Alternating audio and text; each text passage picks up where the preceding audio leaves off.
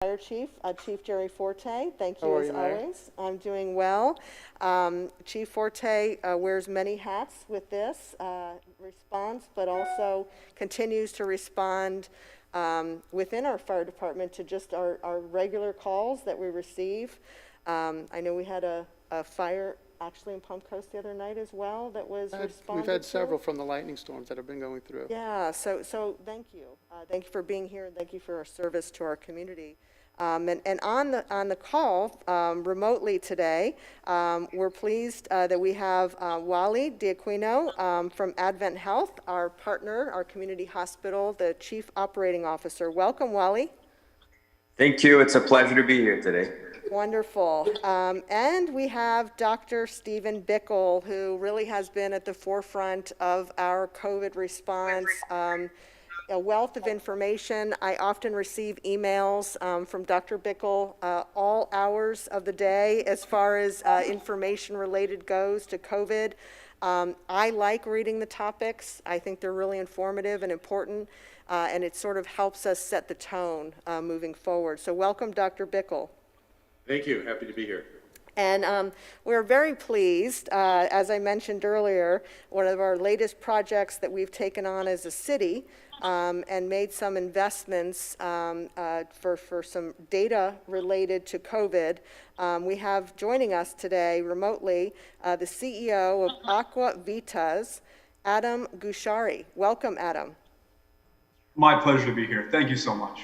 Wonderful. All right, and just so you know, the topic of today, we're going to be addressing the public health strategies with back to school, the reopening plan, and provide reassurances that between the local health department and school services office, a plan is in place to respond to an outbreak. Bob Snyder has experience in managing this disease and others in outbreaks in school settings, so he will be sort of focusing on that topic a bit today, but however, we want to hear really the update from the health department. Well, thank you so much, Mayor Holland. Glad to be here. Good afternoon, Palm Coast, Flagler County. As you know, since the beginning of the pandemic, we began tracking about 10 indicators to gauge the spread of COVID-19 in Flagler County and Palm Coast. Total positive cases in Flagler this morning was 1,181. This compares to 650 positive cases 4 weeks ago. Of the 1,181 for the county, 876 are from Palm Coast zip codes. Deaths related to COVID total 14 for Flagler, and that stayed the same for the last 2 weeks. The positivity rate for new cases the last 14 days is 5.8%. And that is an improvement from 2 weeks ago. Hospitalizations related to the virus was 15 this morning. This does reflect stabilization, but still high compared to 3 months ago. Now, 2 indicators that we've mentioned are still trending in the right direction. That is, emergency room visits for COVID-19-like symptoms began a downward trend the week of July 12th, and that has continued. The RT value, which you've heard us talk about, which is the reproduction rate of the virus from an infection person to another, is less than 1.0. It is now 0.93, which is excellent.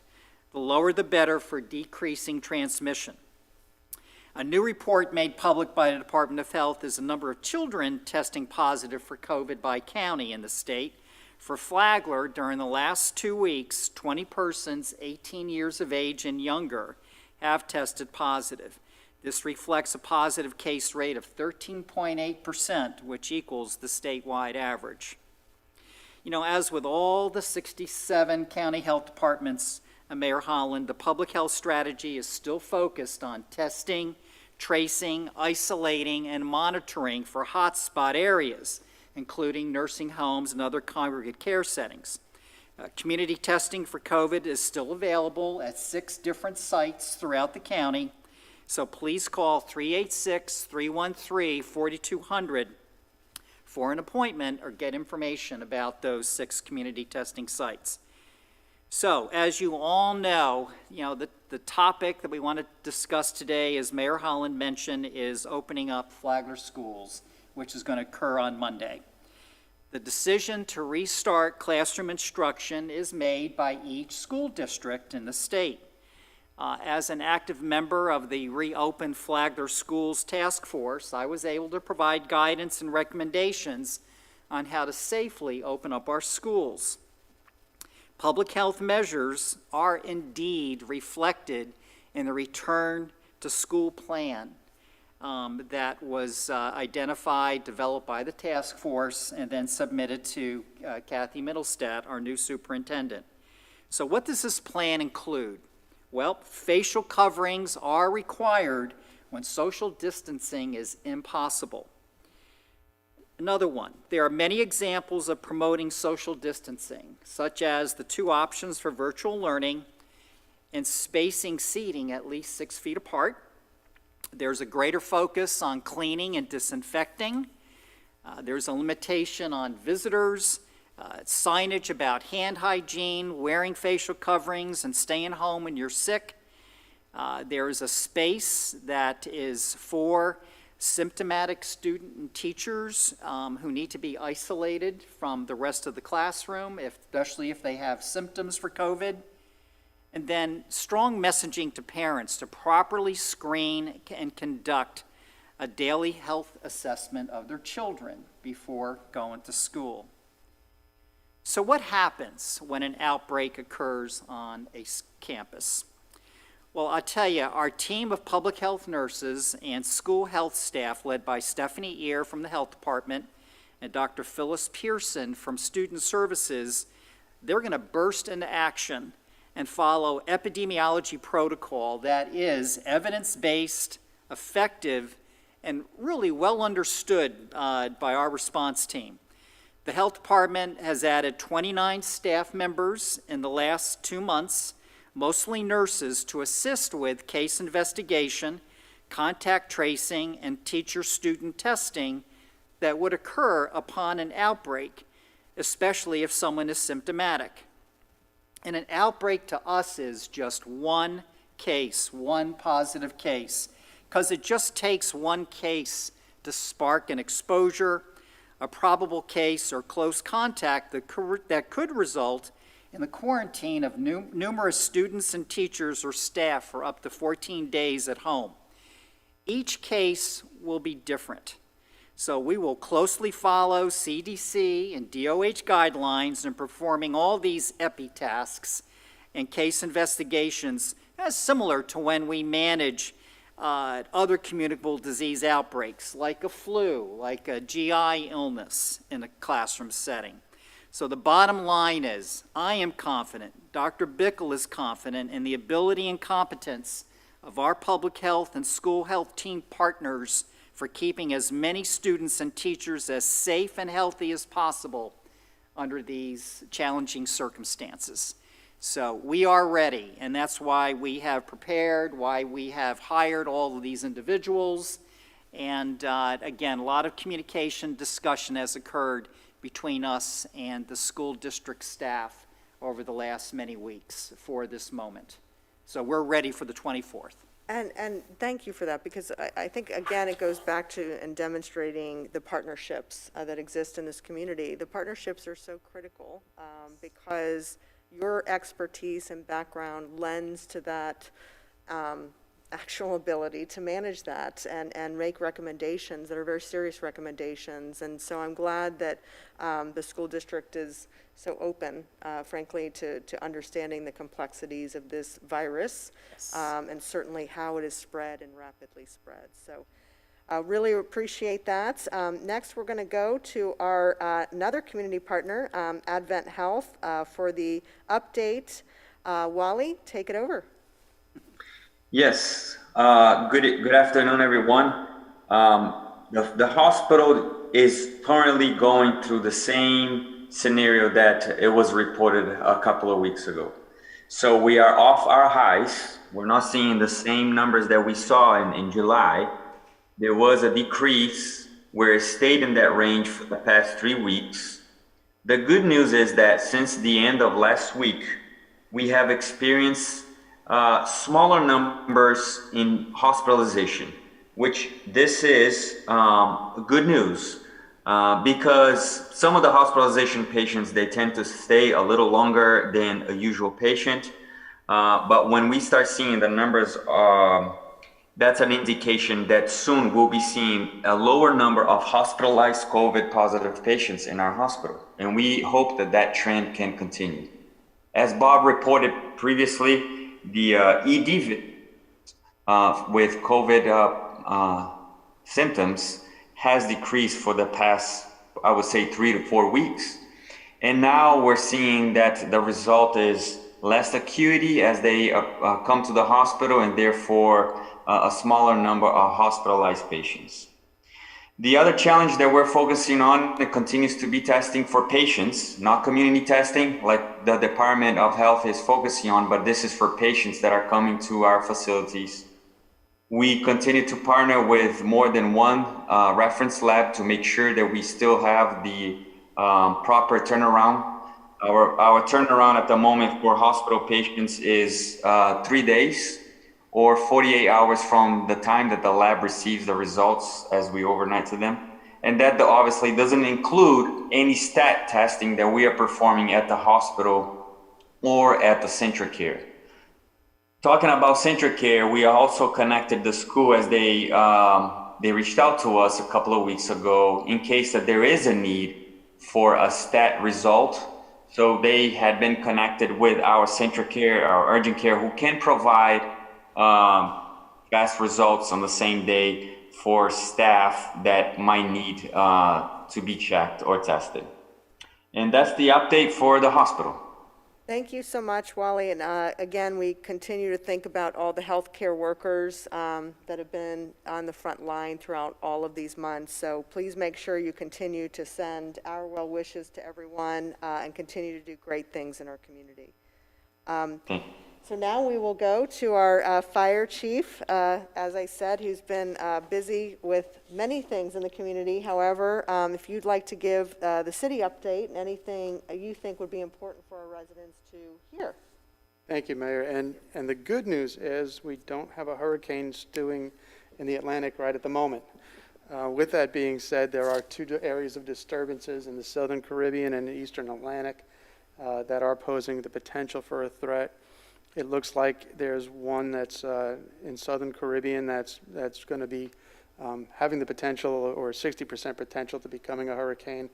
And then the one further east is got a 60% chance of becoming a hurricane tomorrow, or at least a significant tropical storm. So we're going to keep an eye on those. They're at least 7 days away from anywhere. We predict that the one in the Caribbean is going to head west near the Yucatan Peninsula. We don't know where the one on the east side of that is going to head towards right at the moment. But as far as the city goes and the update the city has, there's 3 main things that we're focusing on. One is the quasi-judicial opening of meetings.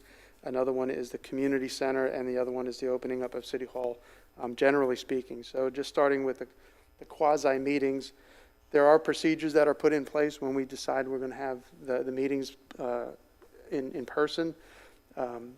We're going to try to have a specialized meeting for one item and one item only, and that's going to reduce the amount of people that are coming into the area.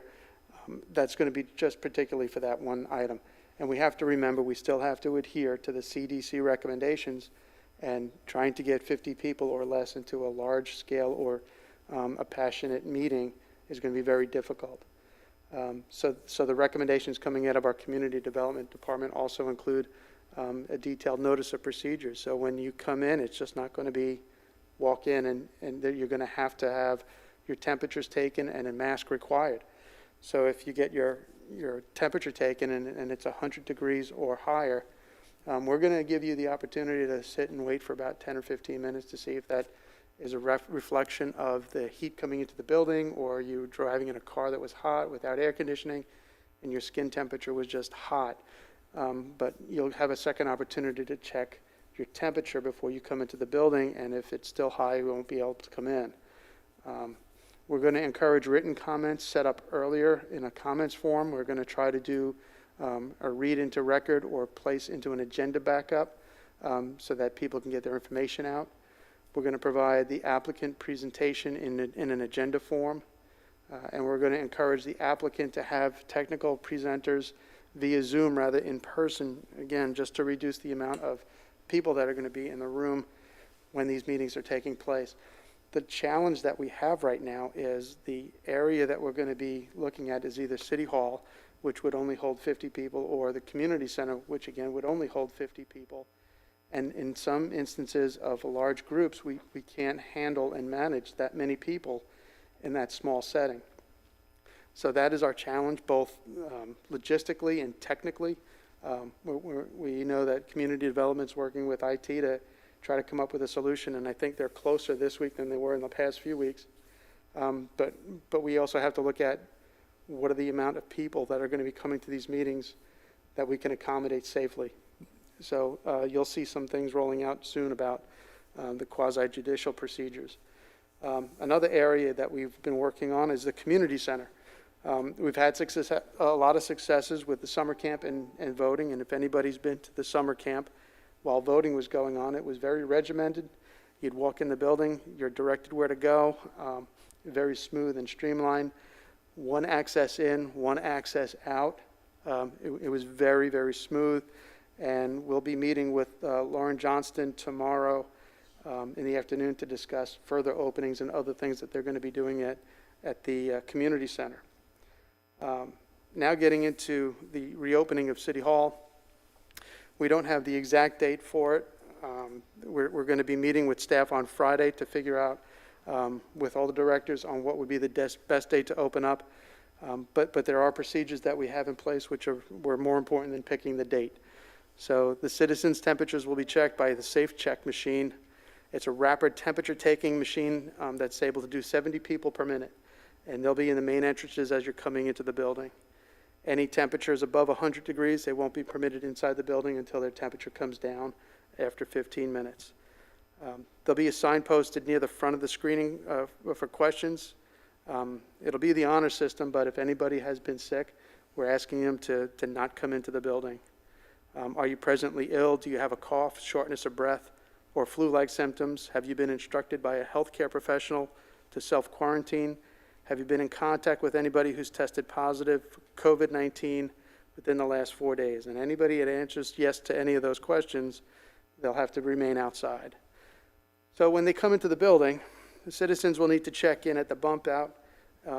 This confirms that the citizens have been checked and they're told where to go. They'll be given a sticker or a piece of paper identifying whatever the color is of their destination. So if they're going to the planning zone department, they're going to get a yellow paper. They're going to the building department, they get a red. Community development questions get a blue. Any business tax receipt information or small business related gets a green, and they move forward with that. So the one thing that we are going to make sure that we enforce is a mask or face covering at all times, 6 feet of social distancing, and following signages as it's being placed out. And anybody that's working with one-on-one with one of the employees is to stand behind the sneeze guard of the glass when they come to the city to have their work done. So that, in a nutshell, is what we've been working on. Thank you so much. Again, there's a lot of moving parts to this, so as we get more information, you will be updated for sure. Okay, and last but not least, we want to again welcome our special guest here today, but he's going to give us a brief overview. I know he has some slides as well he's going to be sharing. So Adam, please start your discussion. Well, thank you so much, Mayor Holland. I really appreciate the opportunity to speak to everybody today, and good afternoon, Palm Coast.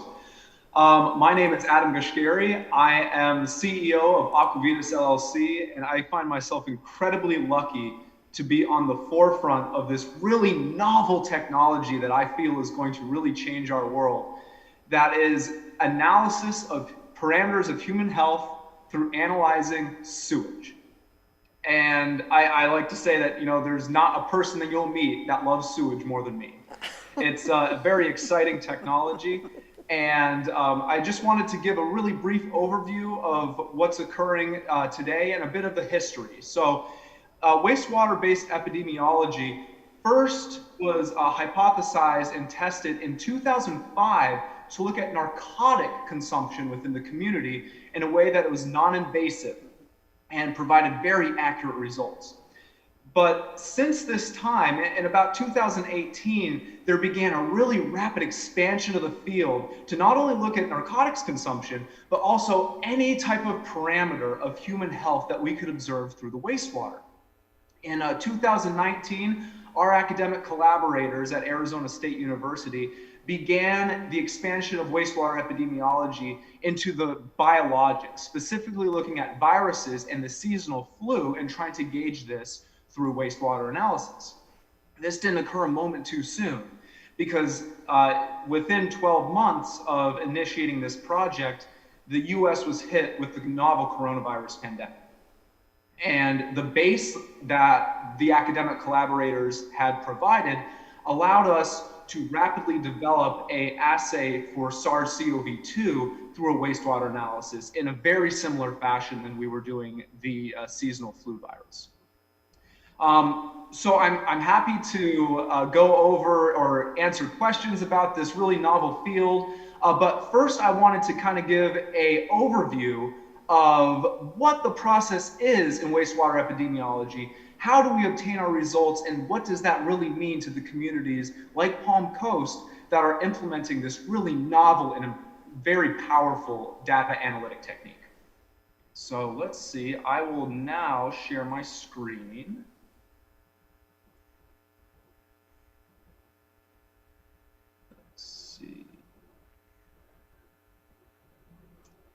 And let's see. All right. And can everybody see this? Yes.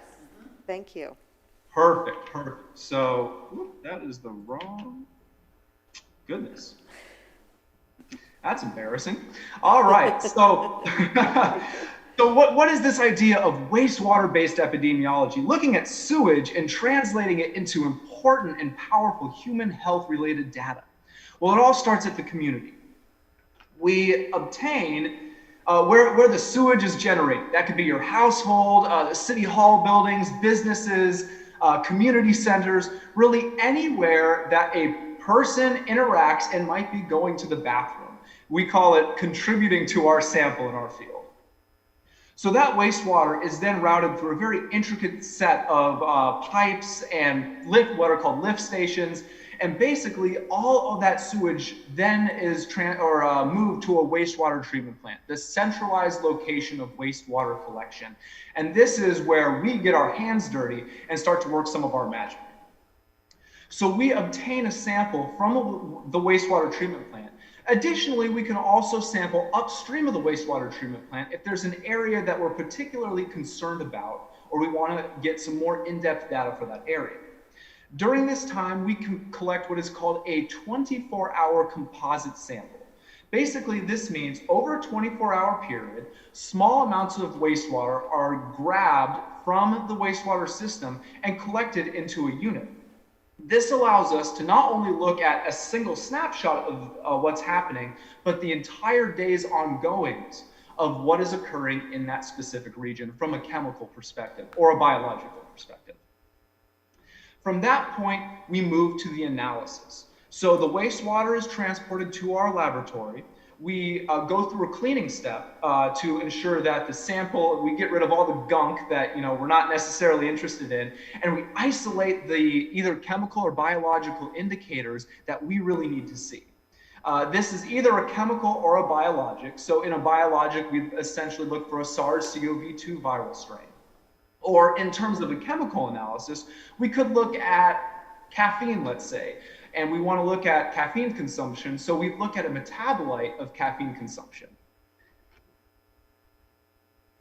From that point, once we have the amount of the chemical or biologic that is in that sample, we can then look at other parameters to do some data analysis and modeling to take that number that we see out of our machine and put it into a tangible, digestible figure that then can finally be used for strategy and policy development. So this is really where we want to see the field move, is in this, the application of this technology. Yeah, it's cool that we can look at a wastewater sample and get this information, But ultimately, it comes down to application of the data that is really going to make this technology powerful. We can get our sample, our analysis in under 72 hours under ideal conditions. Right now with our SARS-CoV-2, we're operating at about a 4-day turnaround on our data. We're currently working on getting that a bit faster to get this paramount data into the hands of the decision and policymakers as soon as possible. So I also wanted to go show you guys a quick idea of what does this data actually look like. Now, this isn't SARS-CoV-2 data. I can't show that because the majority of our data is under a non-disclosure agreement. But this actually is a study that we did about 3 years ago that looked at a school, and we looked for the occurrence of an ADHD medication during finals time. We took an initial baseline, and then we looked at the week before finals, the week during finals, and the week after finals. And what we saw was that pre-finals, when all the students were studying, we saw a increase over baseline of about 100, what we call the milligrams per day per 1,000 people. Then during finals time, we had a huge spike above baseline, which then teetered off to the post-finals where it went back to the baseline. The baseline is what we would consider bona fide medical use. So we knew that this was occurring in the location, and this was essentially a validation of the methods that we were implementing. And at the end of the day, the data from the wastewater showed what we already knew it was occurring, and the school was then able to take this data and implement education strategies targeted to these specific days or these specific weeks of the academic year. So the ultimate hope is that we can take this same type of data and implement it for SARS-CoV-2 to get very powerful strategy, policy development, and intervention strategies in a way that's extremely rapid. So with that, I will stop my sharing. And so I hope that was informative to everybody. I certainly appreciate the opportunity to share this field that I'm so passionate about. And that's the end of my little spiel here. So thank you so much for your time. Thank you, and we can feel your enthusiasm for your field. But really, thank you for breaking it down on why it's so important. And I want to give the opportunity really to Dr. Bickle. Dr. Bickle, if you want to add any comments or ask Adam any particular questions or just have a dialogue back and forth, since both of you have really brought forth this really exciting opportunity and how this is going to impact our community. So Dr. Bickle, go ahead. Okay, yeah, we had our first powwow actually about this yesterday afternoon. So we're just, we saw our first data, we got to kind of play with it and look at it and think about how we might use it. So I'll make a few comments and then Adam, feel free to comment on these comments. Why did we do this? Well, we want to be as proactive as possible, and there's several potential applications. One is this methodology is very sensitive. They've actually found in different locales that they can pick up COVID cases before there were any diagnosed cases. This was in the early days of the outbreak. So it's a very sensitive test. The other thing is it's not dependent on people getting tested. So if you have, if the people aren't coming for testing or there's some backups in testing or getting the test results, this is a way of getting real-time data that could be very useful, just to kind of another angle on how you're doing with the overall efforts against this.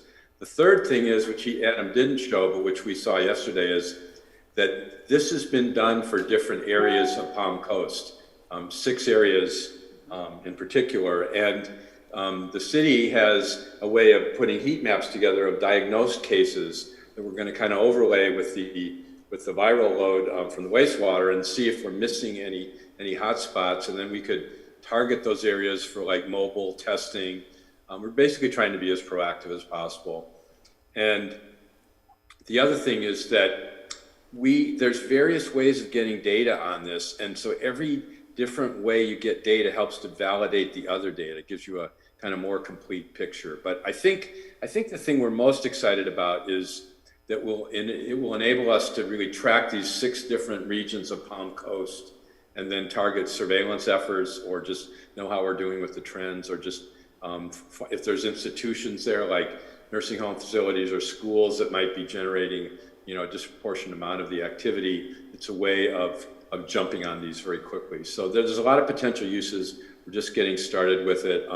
The data set looks fantastic, and we'll just have to see how we can apply it. Yeah, and I like the fact that, again, this will be showing and demonstrating some perhaps trends, if we see trends in the community that are relative to some of the policies that we are making or setting. And so, for instance, obviously, we have our school districts, as mentioned, that will be going through a reopening strategy next week. And so, in order to really be in front of this, I believe this has set the groundwork, the framework, for us to be able to utilize our resources in-house to determine if there's any spikes in cases in certain areas of our community, if we're seeing those areas and it's overlaid with either the schools or an assisted living facility, or, it gives the health department a really critical time frame wise to go out and be proactive, whether it be, educational programs, testing, or just actually making sure everyone is contained. So I think that's really important. And Adam, did you want to add anything to that? Well, I think Dr. Bickle and Mayor Holland, you hit it the nail right on the head. The thing I think that excites me most about this with respect to SARS-CoV-2 is the ability to look at a community scale through one very economical analysis. It doesn't rely on individuals going out and getting tested. It captures not only the symptomatic cases that are, in my case, if I weren't, drastically sick, I might have a lot of hesitation about going out because maybe what I'm feeling isn't COVID-19, but perhaps I do have it, so I don't get tested and I do not get counted. It also captures asymptomatic cases, which I think is very, very valuable, because the data that you look at, asymptomatic cases may make up between 25 upwards of 85% of the total cases when you look at these independent studies. So we know that there is a high percentage of the population that is asymptomatic to COVID-19, but they are still transmitting this. So through this really non-invasive and economical assay, we can get information about the entire community. The other thing I always like to point out is that it is non-invasive. So when we are getting this information, we are not obtaining any personally identifiable information. I think that's so important to relay, because one of the questions I get most is, well, can you analyze the DNA that's in there? Can you find, if Adam had COVID-19, can you find out that Adam had COVID-19 in that sample? And that's just, we're not able to do that. The way that we perform these analyses, it's impossible to get that personally identifiable information, but we get very pertinent health-related information for the entire community. So Adam, practically speaking, how Dr. Bickle and I see this working, and I guess, Mayor, you did nail it right on the head relative to how we would use this. So the IT department here in the city of Palm Coast, the wastewater treatment staff, the health department, all of us together, we're going to have these overlays showing in Palm Coast, right, the number of cases to date that are confirmed cases, and we asked to see cases within the last 2 weeks, the last 14 days. So we'll have that in addition to Aquavitas's analysis and data. So we'll be able to find those hot spots, as you said, whether it's a neighborhood, whether it's a section in Palm Coast. We'd be able to send our mobile community testing team to a church there, to a school there, and do some real assertive and aggressive messaging with respect to the importance of community testing. And thankfully, the labs that we're using now, we're getting test results back within 2 days. It's either the public health lab or it's a lab called MDL. So we can see this fitting in nicely, you know, with the other data sources that we're looking at. So I want to give a shout out to Dr. Bickle, Adam, because he's the one who kind of turned Mayor Holland and Matt Morton and myself and many others onto this. And I want the Palm Coast community to know that, you know, we're one among just a few hundred communities who are doing this and taking advantage of this technology. So Adam, we're so glad that we got in touch with you. And again, thank you, Dr. Bickle, for bringing this to our attention.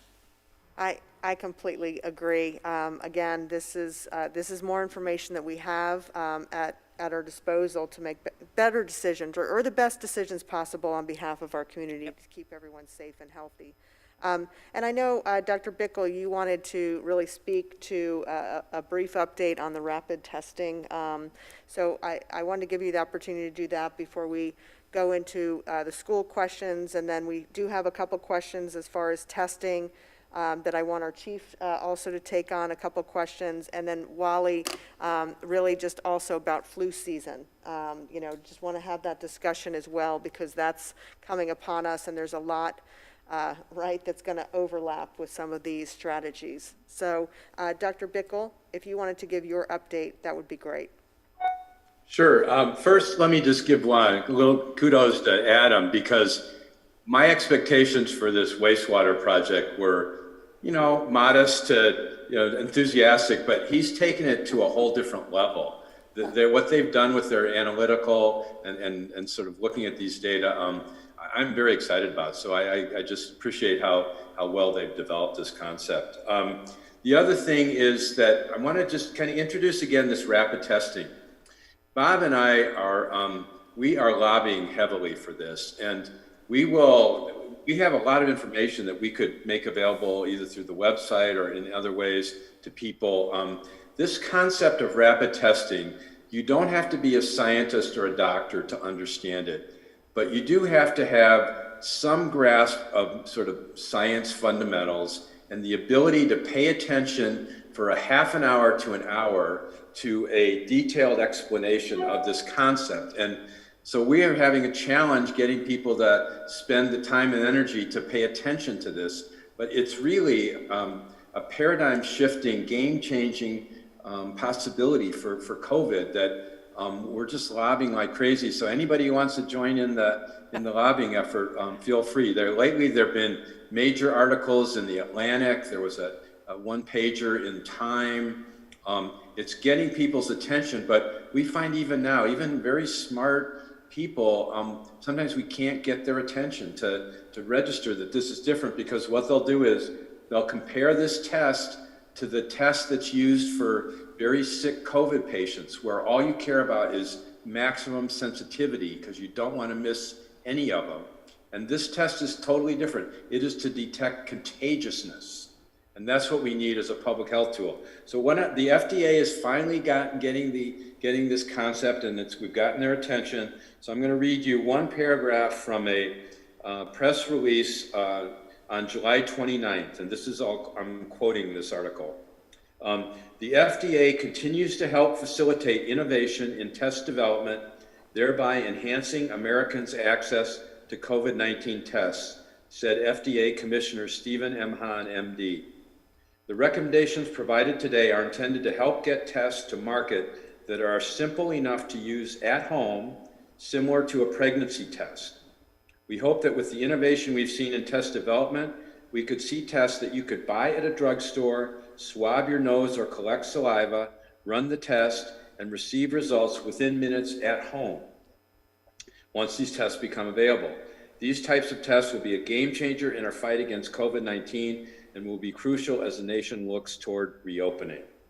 What we would do, coupling this with the wastewater, is if we found a hot spot in the community, we could go in there, we could set up at the local large stores, have public booths and mobile units and have everybody come get tested within 10 or 15 minutes, have the results. All the people that are positive, they go in isolation. All the people that have been exposed, what they do is they get tested every day for 10 days.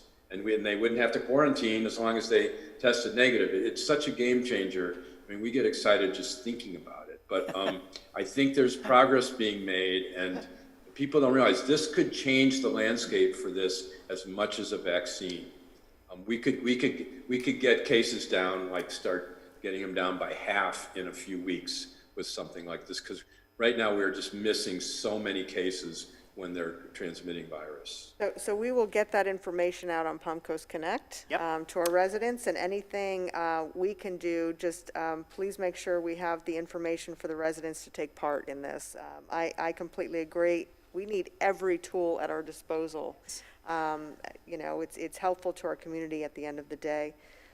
So there's a question about the schools that, Bob, I know you're going to respond to.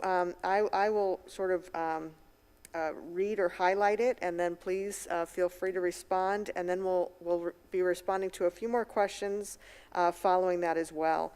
And so, you know, just given the information provided to the health department, will the health department make public information based on the promise of total reporting transparency?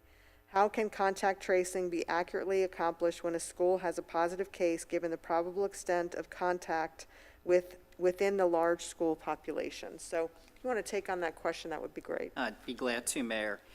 So yes, we're going to be honest and transparent.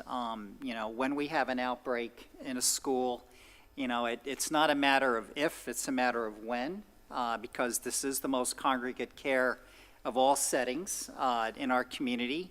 So as I said earlier, we are prepared. And again, each case is different. So yeah, you're going to know where there is an outbreak for sure. We're not going to be able to share detailed information about persons' names and addresses, etc. But we will let you know when there's something developing. And so this is when our nurses, along with our school health nurses and staff, the case investigation will begin immediately. And if someone has been exposed or is a probable case as a result of the infected persons being in school, whether teacher or student, you know, that will most likely trigger immediately children being quarantined, those who have been exposed. We're going to need access to the classroom after a good 24-hour period to do some really deep cleaning and disinfecting of the classrooms involved. And so the case investigators, they're going to identify all the individuals who were in close contact with that infected individual for a period of more than 15 minutes within a 6 feet space, and to identify all the individuals who that person interacted with, teachers or students. We'll be making contact with all of those individuals with this small little army of 29 extra staff members, including great support from the school district, teachers and staff, so that they can help us and give us information about the contacts so that we can then identify them immediately and get the people who need to be quarantined and isolated out of the school system so that we can break the rate of transmission. Again, we do this when there's a flu outbreak, when there's a GI illness outbreak, a neurovirus, so we know what to do. This is true and tried, evidence, scientific-based protocols that have been used time and time again when there's a communicable disease in the community. And you'll be ready to respond, so Bet. thank you for that. So another question that came forward, there was mention of possibly utilizing existing drive-through virus test sites to administer flu vaccines, especially for those reluctant to visit indoor facilities where mask wearing is not enforced. Is there an update on that idea? Yes, Mayor, and this idea came from one of our viewers at a virtual town hall from about 4 weeks ago. The gentleman's name is Bob. I won't give Bob's last name. There are a lot of Bobs out there, but it was his suggestion, and I brought it back to my team. I discussed it with Dr. Bickle, our medical director, and Bonnie, our director of nurses, and Sue Reese, one of our community testing coordinator, and we were like, spot on. This is going to happen. So, Bob, shout out to you. We've already ordered the extra flu vaccines to make this happen. So in the 5 or 6 community testing sites in the fall months that are upon us, flu season, we're going to be able to do both, test for COVID and give someone, upon their consent, a flu shot, because we don't want to put you in a position of dealing with flu and COVID. That's fantastic, and thank you, Bob. Again, this is why we do the town halls, to get input from our residents that are helpful. And so, Wally, I'm just going to also ask, how is the hospital preparing for flu season, dealing with, as well, COVID on top of everything? Is there anything that the hospital is looking at in addition to what you're already doing? Yeah, that's a very good question. A question that we've been looking at it for the past few months, actually, because we kind of figured that this is not going to go away anytime soon. And the only thing that we can tell right now, Mary Melissa, is that the best approach, the safest approach, would be to approach anybody with similar symptoms as if they were treating a COVID patient. That would be the best approach that we can have right now. And hopefully, the processes that we have in place today obviously will make it much safer for our staff and patients. But this could turn into a win-win situation versus a double whammy, because if our community is paying attention to all of the advice that they're receiving in different platforms like this one, in terms of social distancing, wearing their masks, washing their hands, not hanging out with large groups indoors, I think that this might have a positive impact even with the flu virus, where we may see a lower number this winter, and we're hoping that that's the case. I did have conversations with some leaders from other that knows people in other hospitals. They did see patients with the flu virus already. These are hospitals up north. It's not spreading widely, but they already seen it, and the symptoms is very similar. I mean, you can speak with a patient that just had the flu and they're convinced that they had COVID and not the flu. So it would be very similar, and people, with that, they will be taking the same precautions that we're doing it today. Good point. I mean, you think about it, COVID has had an impact in a variety of ways. And of course, wouldn't be a virtual town hall without addressing masks. It's a topic between testing and masks that comes up every single week, which is a good thing, frankly, because we need to continue the conversation of mask wearing and why it's so important. So I enjoy having that conversation with our community. So, Chief, I'm going to ask you to take on question number 1. Isn't it mandatory for both workers and customers to wear masks at all times? Thank you, Mayor. And just to dovetail off of what Wally was saying is, the key indicators when we're going out on calls or when you run into people is, do you possess flu-like symptoms? And that's the presence of mind that you have to maintain going into this next flu season, that until you're told otherwise, you may have COVID, until you're told you've got flu. Whether it's strain A, strain B, doesn't matter, is if you treat it for what it's the worst of, and then you back off your treatment from there, then you're going to identify if you've got COVID or not. And then if you don't have COVID, well, congratulations, it's just the flu. You're going to have a miserable week regardless. Then you get treated for the flu. So when we're going out on calls, we make sure that the proper personal protective equipment is worn. We treat every patient as though it is COVID until we can deem otherwise. So that's a great point for Wally to make. Thank you. But as far as the question is, as far as customers or citizens or employees, yes, we are requiring employees to wear the face mask in groups, in teams, when they're working together, when they're working in confined spaces, when their social distancing is not ideal or not possible. But I do want to point out a way you won't see employees wearing specific face masks. You won't see them when they're working in an office alone. If they're by themselves and there's no one else in the space, they don't have to necessarily wear the mask while the whole time they're at the office, but once somebody does enter their office, they have to put the mask back on. If they're working alone out in the field, that is ideal to be outside when you're working. If there's no one around you, you're working in in the medians, or you're working out surveying, or you're doing anything that's alone, there's no necessary reason that you need to have a mask on at that point. It prolongs the life of the mask if you're using an N95, or if you've got a cloth mask, it doesn't get it as dirty. But you have to keep in mind that the people that are working out in the open spaces, in the outdoors, they have to wear a mask once they go indoors, or they're in a group of people that social distancing doesn't allow for the use, and they are following the CDC recommendations. Yeah, and that's a good point, because we have a lot of city employees, again, still conducting the city business, and including, you know, your entire department. And so, Chief, one of the things that always comes up as well is, you know, our city employees working at City Hall are continuing to work from home.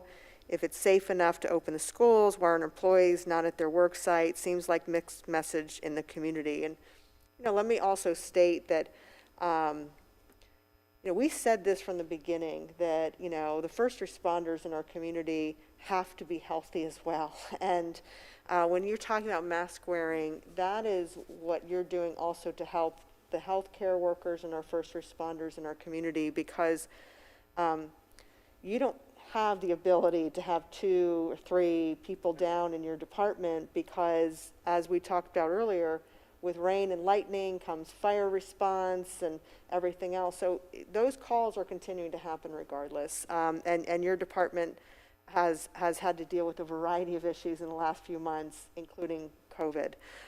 So however, I mean, to respond to that question, did you want to, you know, really address that particular question? Sure. The people that can work from home do work from home, and they're successful at doing that. We will continue to allow them to work from home. And when we look back to February and March, and we opened up our opportunities to say maybe this is a way that we can change some functions that we do in the city, we're going to look at them and embrace them. We're at that point where if they can work from home and they're productive and they're doing well, that's the intent on making sure that they can continue to do so. Working from home has and will reduce the possibility of cross-contamination. And one perfect example is our finance department. The finance layout was not designed to be COVID-friendly or pandemic-friendly. It's a bunch of folks that are the bean counters of the city. They make sure all the numbers are, but they have to work in close proximity because they're constantly checking data and numbers and figures, and they're very close. So now when we ask these folks to come back, we not necessarily can't commit to their 6-foot isolation separation that CDC recommends. So we are looking at alternative ways, and part of those ways is seeing who can work from home and who doesn't have to come to work to get their work done. But as you've seen, I'm sure, in the last several months, with all of the budgeting information that's been coming out of finance and the grants that have been flowing and all of the reimbursements that have been coming in, and we've been making all the daily ledgers and the weekly accountabilities, it's functioning very well. And that's one instance where perhaps finance doesn't have to be here with everybody all the time. Another area of change was in the community development department. If anybody has not been in a while, they're going to see a lot of glass and a lot of partitions and a lot of separation that when we designed City Hall years ago, we wanted that open space feeling to come in, and you're part of the group, and we've just designed a pandemic-friendly building that all these people now are going to be in close proximity. So by adding the glass to community development, we're making it a little bit more resistant for people to be that close and transfer. And if it's working for the big box stores at checkout, certainly we can do it here. So working from home is a good thing. Right now we're keeping contaminating down. The fire department is working hard. Today is decontamination day. Firefighter Caitlin Douglas is going around with the aerosprayer, and she's spraying all the fire facilities. So we are taking these proactive approaches to making sure that if you're coming to work, it's going to be clean. But if you don't have to come to work, you don't have to if you're getting your work done. How that translates into what the school board's doing with all the schools is a little bit different, because we are a daily functioning school, but this job. But the school's offering multiple opportunities. You can be in person, you can be in Zoom, or there's a hybrid. There's Learn at Home. So they are offering alternatives to having to go to school other than learning. So we are, I think, adapting to our new surroundings, if you will. Yeah, and you know, I think it is important to note that when we talk about city services that have not been disrupted, I think 98% is what our city manager states all the time through COVID. So we're grateful for those that are able to work remotely due to the technology that we've been able to deploy to keep our employees safe, but also keep the community safe. So it's good stuff all around. And so we are approaching, you know, the 1 hour mark, but I wanted to give the opportunity to not only maybe Dr. Bickle and Adam to close out our weekly town hall today for closing comments. Just again, anything COVID related, what we can expect moving forward, and just relay it to the community at large. Well, you know, we're seeing some progress, definitely in Florida and also in Flagler County with the numbers coming down. We've got some new tools we're going to start deploying. What we're hoping is as the numbers come down, we can give it a real strong punch to knock them another level down. And maybe, you know, with the wastewater strategy, we'll be able to do that. We've got some proactive things we're thinking about. So, you know, we're going to be working on this.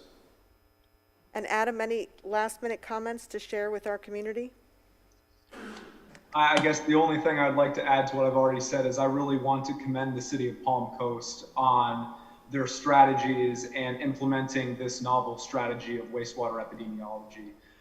It takes very forward-thinking decision makers like yourselves to move these types of technologies into the forefront so we can really help improve human life and the lives of our constituents and residents.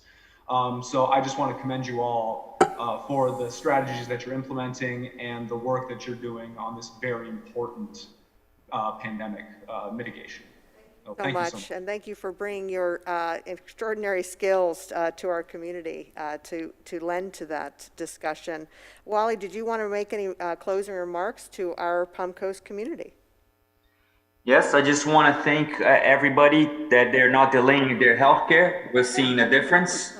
And continue to wear your mask. And we're going to beat this. We're in it together. I agree. Bob, any closing statements? Just that I want to just reiterate the confidence that we have in your public health team and our school health team to make sure that the response to an outbreak is quick, effective, and efficient, and we know what to do, everyone. Thank you. And Chief, anything to add? Just a quick reminder? Okay. No, I talked a lot today. Okay. Well, You can close off. Thanks to your department for continuing to keep our community safe. Thank you, Mayor. Absolutely. And thank you to our community who continues to stay engaged, stay informed. This is the venue, the forum in which updated current information is supplied to our residents.